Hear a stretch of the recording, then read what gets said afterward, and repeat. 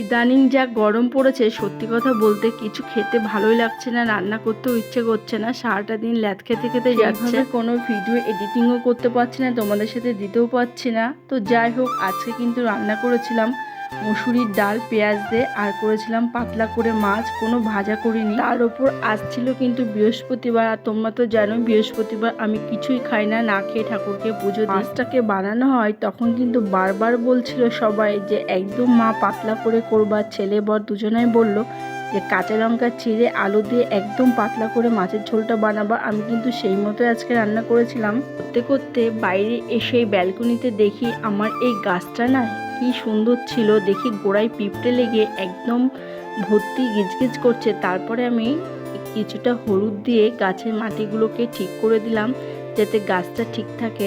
যখন কেনা হয়েছিল ছোট্ট এক আঙুর মতো ছিল, প্রথম দিকে জলেই থাকতো, আর এখন দেখো কতটা বড়। গাছটার নাম কিন্তু ব্রাজিলিয়ান লাকি উড। আজকে জানো তো মাছ রান্না করতে করতে আমি 2 বালতি ভিজিয়ে এসেছিলাম জামা কাপড় কাচবো। আর সত্যি বলতে এত গরম লাগছে, আর আমার শরীরটা খুব খারাপ এই কদিন ধরে, কিচ্ছু খেতে ভালোই লাগছে না। কাচাকুচি করে এত গরম লেগে গেছে, ঘরে ডাব ছিল তাই কিন্তু ডাব কেটে কালকে একটা ডাবের পোস্ট ছেড়েছিলাম, তাতে দেখি অনেকেই কমেন্ট করেছে 70 টাকা, কেউ বলছে 80 টাকা, কেউ বলছে অনেক দাম।